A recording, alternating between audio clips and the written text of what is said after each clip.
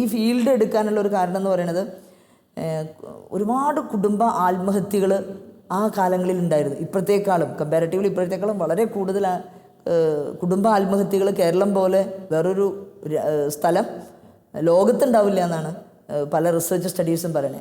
ഇതെന്നെ വല്ലാതെ വിഷമിക്കുക. ഞാൻ വിചാരിക്കും ചിലപ്പോൾ നല്ല തങ്കപ്പെട്ട കൊച്ചുമക്കൾ മരിച്ചതിൻ്റെ ഫോട്ടോ അങ്ങോട്ട് കാണുമ്പോൾ ചങ്ക് തകരാറുണ്ട്. അപ്പോൾ വിചാരിച്ചു ഈ ഫാമിലി ആൻഡ് മാരേജിലേക്ക് കുറേ കൂടി നമുക്ക് പഠിക്കണം, കേരളത്തിൻ്റെ കൾച്ചറിൽ പഠിക്കണം. പുറത്ത് പോയി പഠിച്ചിട്ട് കാര്യമില്ല, നമ്മുടെ കൾച്ചർ പഠിക്കണമെങ്കിൽ. അങ്ങനെ പോയി ടെസ്റ്റ് എഴുതി 5-8 കൊല്ലങ്ങൾക്ക് ശേഷമാണ് PhD ഞാൻ പോയി ടെസ്റ്റ് എഴുതി അഡ്മിഷൻ കിട്ടി. അങ്ങനെ സ്കോളർഷിപ്പോട് കൂടിയാണ് ഞാൻ PhD പഠിക്കുന്നത്.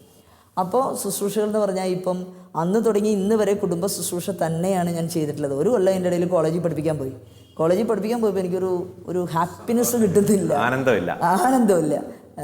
ആനന്ദമില്ല. അതാണ് ശരി, സന്തോഷമല്ല, ആനന്ദമില്ല. സന്തോഷം കിട്ടും, കാരണം അവിടെ നല്ല യൂത്ത് പിള്ളേരല്ലേ. അപ്പോൾ എനിക്ക് അതിലൊരു സന്തോഷം, ഒരു ആനന്ദം കിട്ടാത്തതിൻ്റെ ഒരു അനുഭവം ഉണ്ടായതുകൊണ്ട് വീണ്ടും ഞാൻ എന്നെ നിർബന്ധിച്ചെങ്കിലും സഹൃദയ ആർട്സ് ആൻഡ് സയൻസ് കോളേജിൽ ഹെഡ് ഓഫ് ദി ഡിപ്പാർട്ട്മെൻ്റ് ആയിരുന്നു സൈക്കോളജിയിൽ. അത് കഴിഞ്ഞപ്പോൾ എനിക്ക് തോന്നി ദൂരം മനുഷ്യരാണ് എന്നെ കാത്തിരിക്കണേ. അവർ വിളിക്കുമ്പോൾ ഒരു അപ്പോയിൻമെൻറ്റ് കൊടുക്കാൻ പറ്റുന്നില്ല, കാരണം ഡേ ടൈമിൽ മുഴുവനും കോളേജിൽ പോവല്ലേ.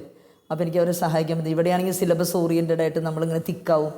അപ്പോൾ മനുഷ്യർക്ക് എന്നെ കിട്ടുന്നില്ലല്ലോ എന്നുള്ളൊരു ധാരണ എന്നെ വിഷമിപ്പിച്ചു. വീണ്ടും ഞാൻ തിരിച്ച് ഞാൻ പിതാവിനോടൊക്കെ പറഞ്ഞത് വേണ്ടാന്ന് വെച്ച് വീണ്ടും കൗൺസിലിംഗ് സെൻ്ററിലേക്ക് വരികയാണ്.